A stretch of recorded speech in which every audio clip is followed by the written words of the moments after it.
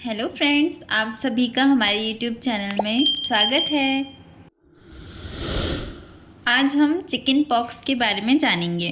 तो सबसे पहले चिकन पॉक्स क्या होता है। ये एक वायरस की वजह से होता है जिसका नाम है वेरिसेला जोस्टर। तो जब ये वेरिसेला जोस्टर वायरस हमारे बॉडी में एंटर होता है, हमारे बॉडी में रैशेस डेवलप हो जाते हैं जो कि ब्लिस्टर्स की तरह होते हैं। ब्लिस्टर्स क्या होते हैं? जिनमें कि फ्लूइड भरा रहता है, जिनको फफोले कहते हैं, और जो फ्लूइड उनमें से निकलता है वो वाइट मिल्की कलर का होता है। आप इस इमेज में देख सकते हैं कि किस तरह से ये रैशेस होते हैं।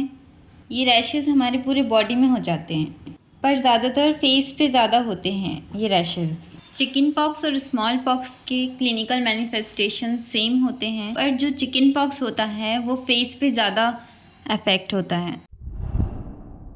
वेरिसेला जोस्टर वायरस को ह्यूमन हर्पीज जोस्टर वायरस 3 के नाम से भी जाना जाता है, जो कि हर्पीज वायरस फैमिली से बिलोंग करता है। इसके स्ट्रक्चर में जो एनवेलप होता है वो लिपिड्स का बना होता है और ग्लाइकोप्रोटीन्स के स्पाइक्स बने होते हैं जो कि होस्ट सेल से इसको अटैच होने में हेल्प करते हैं। और ये डबल स्ट्रैंडेड डीएनए वायरस है।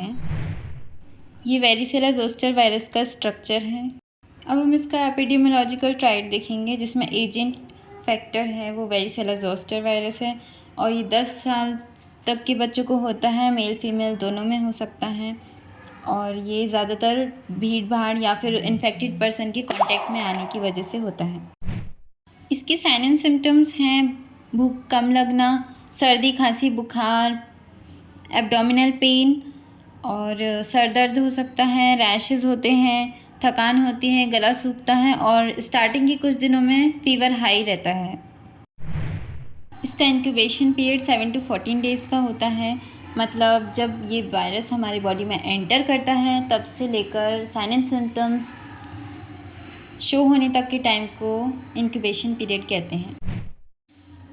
ये किसी इन्फेक्टेड पर्सन की फ्लूइड्स के कांटेक्ट में आने की वजह से हो सकता है, जैसे कि कफिंग, स्नीजिंग, सलाइवा, या फिर ब्लिस्टर्स में से जो फ्लूइड निकलता है उनके कांटेक्ट में आने की वजह से भी होता है।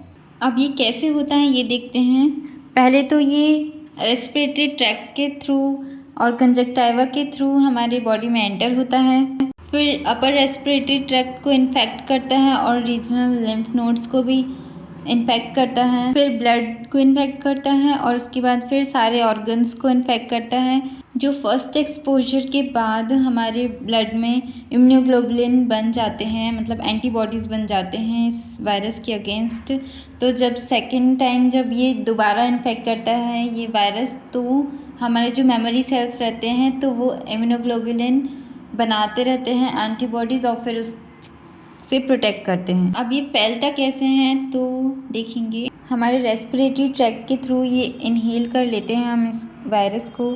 तो जब हमारी बॉडी में एंटर होता है फिर ये हमारे सेल्स को इन्फेक्ट करता है, और रेस्पिरेटरी ट्रैक्ट को इन्फेक्ट करने के बाद फिर ये बॉडी के अदर पार्ट्स को इन्फेक्ट करता है, जिसमें कि फिर स्किन भी आ जाती है, और फिर स्किन पर रैशेज़ और ये ब्लिस्टर्स फॉर्म हो जाते हैं। इसके कॉम्प्लिकेशन हैं जो हमारी स्किन और सॉफ्ट टिश्यूज़ को अफेक्ट कर सकता है।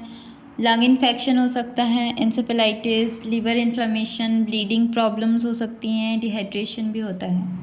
अब इसका ट्रीटमेंट देखें तो फीवर को रिड्यूस करने के लिए, इचिंग को रिड्यूस करने के लिए, और रैशेज़ के कारण जो इरिटेशन हो रही है उसको कम करने के लिए, और गला सूख रहा है उसको कम करने के लिए, और खांसी सर्दी को कंट्रोल करने के लिए हम दवाइयाँ दे सकते हैं as prescribed by the physician. Okay.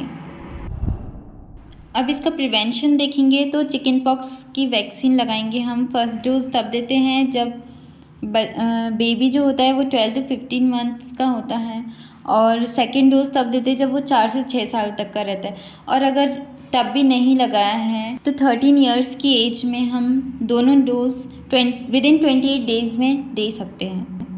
Thank you friends इस वीडियो को पूरा देखने के लिए। If you have any doubts please share your doubts in the comment box.